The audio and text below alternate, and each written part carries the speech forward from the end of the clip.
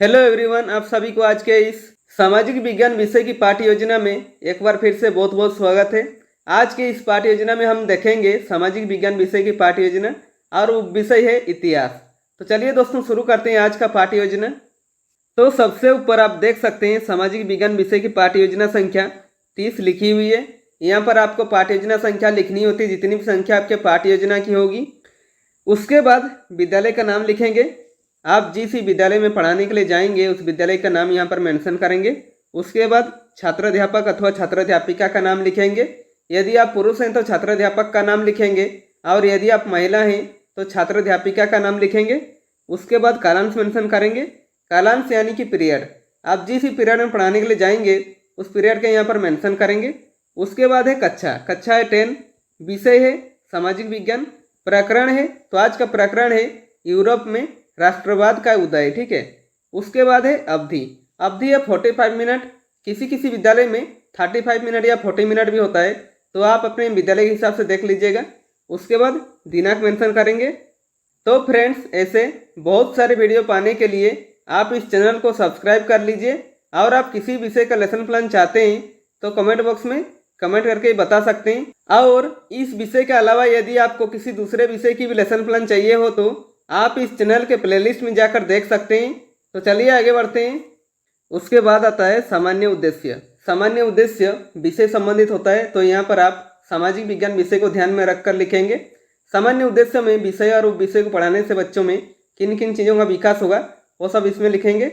इसमें मिनिमम आप 4 से 5 पॉइंट लिख सकते हैं या मैक्सिमम 8 से 10 पॉइंट लिखा जा सकता है।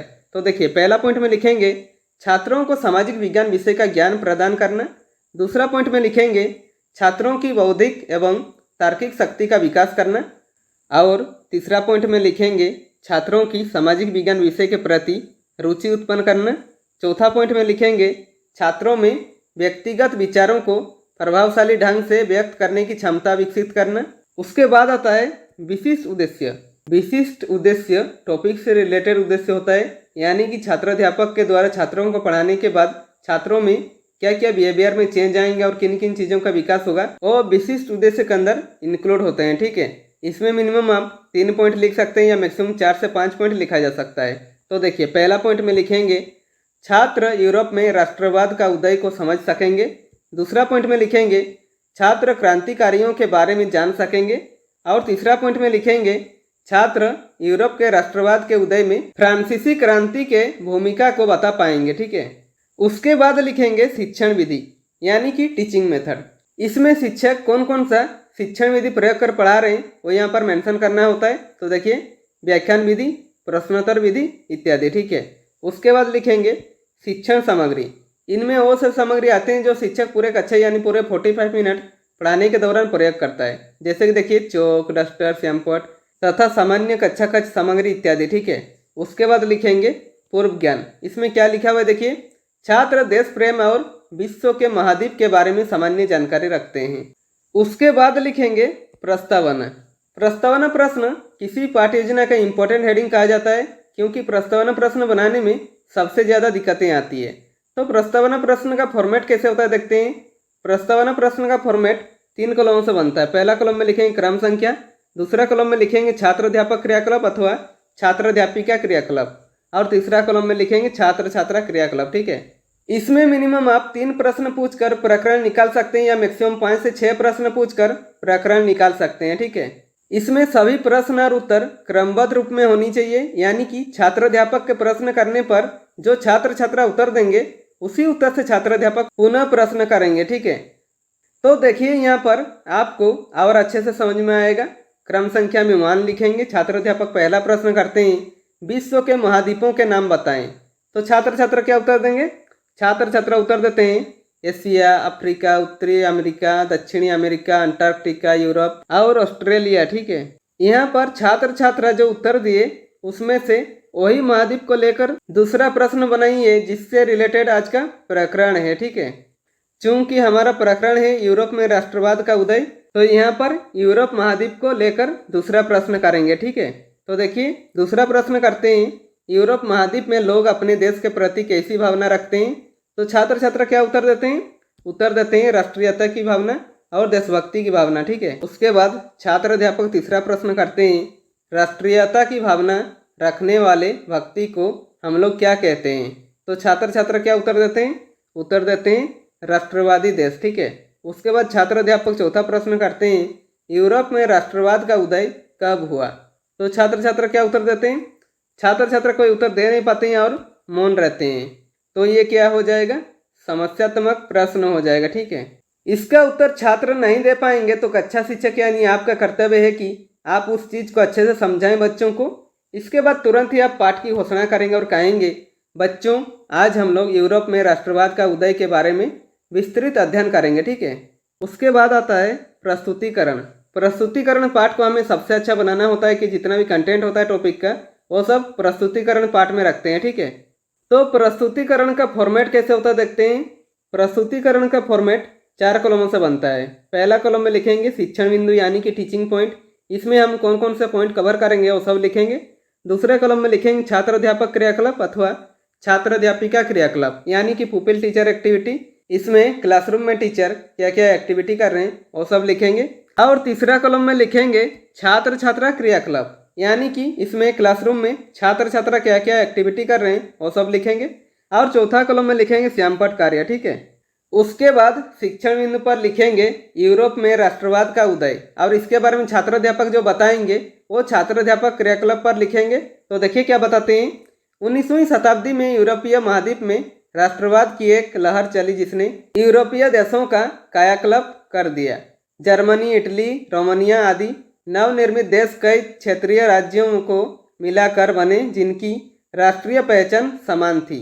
यूनान, पोलैंड, बल्गारिया आदि स्वतंत्र होकर राष्ट्र बन गए। राष्ट्रवादी चेतना का उदय यूरोप में पुनः जागरण काल से शुरू हो चुका था, परंतु 1789 ईस्वी के फ्रांसीसी क्रांति में यह सशक्त रूप लेकर प्रकट हुआ, जिसका मुख्य कारण था फ्रांस पर एक निरंकुश शासन का प्रभुसत्ता राजतंत्र से निकलकर फ्रांसीसी नागरिकों के दल तक हस्तांतरित हो गई, जिससे अब राष्ट्र का निर्माण साधारण जनता तय करेंगे। और छात्र छात्रा क्रियाकलाप पर लिखेंगे छात्र छात्रा ध्यानपूर्वक सुनेंगे और समझेंगे। और श्यामपट कार्य पर छात्र अध्यापक जो पढ़ा रहे हैं उसे शॉर्ट में लिख दीजिएगा ताकि जो बच्चे ध्यान से सुन नहीं रहे उन्हें भी अच्छे से समझ में आ जाए। तो हेडिंग देंगे यूरोप में राष्ट्रवाद का उदय। पहला पॉइंट में लिखेंगे 19वीं शताब्दी में यूरोपीय महाद्वीप में राष्ट्रवाद की एक लहर चली जिसने यूरोपीय देशों का कायाकल्प कर दिया। उसके बाद दूसरा पॉइंट में लिखेंगे राष्ट्रवाद की पहली स्पष्ट अभिव्यक्ति 1789 में फ्रांसीसी क्रांति के साथ हुई। ठीक है, उसके बाद आता है बोधात्मक प्रश्न। इसमें छात्र अध्यापक बच्चों को जो पढ़ा रहे हैं बच्चों को कितनी समझ में आ रहा है ये जानने के लिए बीच बीच में 1 या 2 प्रश्न करते हैं। तो देखिए प्रश्न है, राष्ट्रवाद की अवधारणा का जन्म किस घटना से माना जाता है? तो छात्र छात्रा क्या उत्तर देते हैं? उत्तर देते हैं पुनः जागरण। ठीक है, उसके बाद शिक्षण बिंदु पर लिखेंगे फ्रांसीसी लोगों की सामूहिक पहचान की भावना, और इसके बारे में छात्र अध्यापक जो बताएंगे वो छात्र अध्यापक क्रियाकलाप पर लिखेंगे। तो देखिए क्या बताते हैं, फ्रांसीसी क्रांतिकारियों ने कई ऐसे कदम उठाए जिससे व्यक्ति राष्ट्रवाद के रूप में सामूहिक पहचान की भावना आगे बढ़ सके। पितृभूमि और नागरिक जैसे विचारों ने संयुक्त समुदाय के विचार पर बल दिया जिससे संविधान के अंतर्गत समान अधिकार प्राप्त हो सके। अतः एक नया फ्रांसीसी झंडा तिरंगा चुना गया जिसने पहले के राष्ट्रध्वज की जगह ले ली। स्टेट जनरल का चुनाव सक्रिय नागरिकों के समूह द्वारा किया जाने लगा और उसका नाम बदलकर नेशनल असेंबली कर दिया गया। एक केंद्रीय प्रशासनिक व्यवस्था लागू की गई जिसमें समान कानून बनाए गए। फ्रांस भाषा मुख्य भाषा बन गई। आंतरिक आयात निर्यात शुल्क समाप्त कर दिया। फ्रांसीसी क्रांति के कारण ही अन्य यूरोपीय चंगुल से मुक्त हो सके तथा उनके भाग्य का निर्माण हो सका। और छात्र छात्रा क्रियाकलाप पर लिखेंगे छात्र छात्रा ध्यानपूर्वक सुनेंगे और समझेंगे। और श्यामपट कार्य पर छात्र अध्यापक जो पढ़ा रहे हैं उसे शॉर्ट में लिख दीजिएगा ताकि जो बच्चे ध्यान से सुन नहीं रहे उन्हें भी अच्छे से समझ में आ जाए। तो हेडिंग देंगे फ्रांसीसी लोगों की सामूहिक पहचान की भावना। लिखेंगे फ्रांसीसी क्रांतिकारियों द्वारा फ्रांसीसी लोगों के बीच सामूहिक पहचान की भावना पैदा करने के लिए उठाए गए कदम। ठीक है, उसके बाद आता है बोधात्मक प्रश्न। इसमें छात्र अध्यापक बच्चों को जो पढ़ा रहे हैं बच्चों को कितनी समझ में आ रहा है ये जानने के लिए इसमें बीच बीच में 1 या 2 प्रश्न करते हैं। तो देखिए प्रश्न है, ये स्टेट जनरल का नाम बदलकर क्या रखा गया? तो छात्र छात्रा क्या उत्तर देते हैं? उत्तर देते हैं नेशनल असेंबली रखा गया। ठीक है, उसके बाद शिक्षण बिंदु पर लिखेंगे नेपोलियन का फ्रांस का शासक बनना। और इसके बारे में छात्र अध्यापक जो बताएंगे वो छात्र अध्यापक क्रियाकलाप पर लिखेंगे। तो देखिए क्या बताते हैं, नेपोलियन के नियंत्रण में जो विशाल क्षेत्र आया हुआ उसने ऐसे अनेक सुधारों की शुरुआत की जिन्हें फ्रांस में पहले ही आरंभ किया जा चुका था। फ्रांस में राजतंत्र वापस लेकर नेपोलियन ने निसंदेह वहाँ प्रजातंत्र को नष्ट किया था। 1804 की नागरिक संहिता, जिसे आमतौर पर नेपोलियन की संहिता के नाम से जाना जाता है, ने जन्म पर आधारित विशेषाधिकार समाप्त कर दिए थे।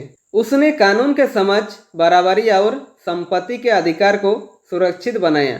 इस संहिता को फ्रांसीसी नियंत्रण के अधीन क्षेत्रों में भी लागू किया गया। उन्होंने प्रशासनिक विभाजन को सरल बनाया, किसानों को भू दासत्व और जागीरदारी शुल्कों से मुक्ति दिलाई। नेपोलियन ने यातायात और संचार प्रणालियों में सुधार किया गया।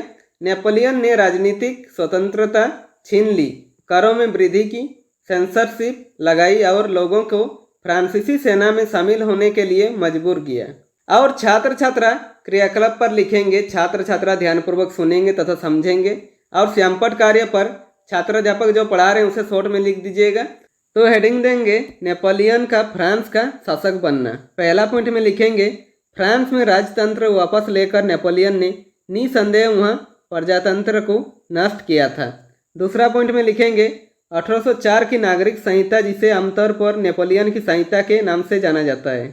उसके बाद लिखेंगे नेपोलियन ने राजनीतिक स्वतंत्रता छीन ली, करों में वृद्धि की और लोगों को फ्रांसीसी सेना में शामिल होने के लिए मजबूर किया। ठीक है, उसके बाद आता है बोधात्मक प्रश्न। इसमें छात्र अध्यापक बच्चों जो पढ़ा रहे हैं बच्चों को कितनी समझ में आ रहा है ये जानने के लिए बीच बीच में 1 या 2 प्रश्न करते हैं। तो देखिए प्रश्न करते हैं, नेपोलियन संहिता किस वर्ष लागू की गई?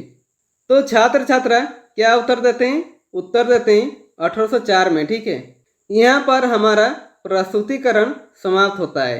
इसके आगे यदि आप बढ़ाना चाहते हैं तो बढ़ा सकते हैं। उसके बाद प्रस्तुतिकरण को समाप्त करेंगे। ठीक है, उसके बाद आता है पुनरावृत्ति। इसमें छात्र अध्यापक जो पढ़ा है उसे पुनः रिक्रिएशन करेंगे। ठीक है, तो पहला पॉइंट में लिखेंगे 19वीं शताब्दी के दौरान राष्ट्रवाद के विचारों ने यूरोप के राजनीतिक और मानसिक दुनिया में अनेक परिवर्तन किया।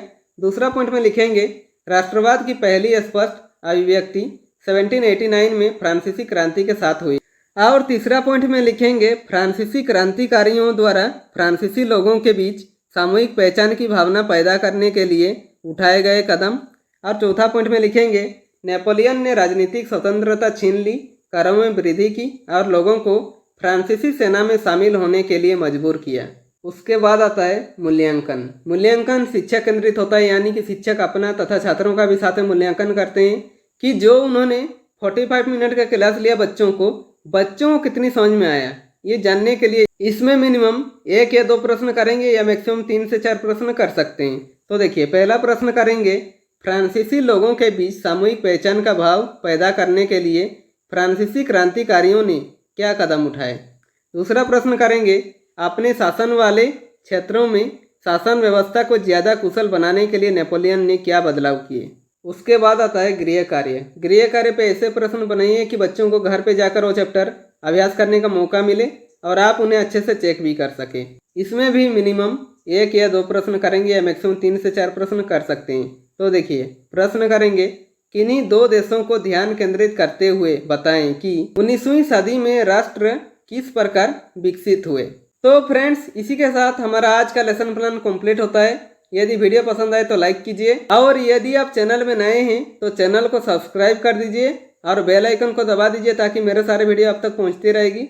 और हो सके कैसी लगी वीडियो कमेंट बॉक्स में कमेंट करके ही बता सकते हैं।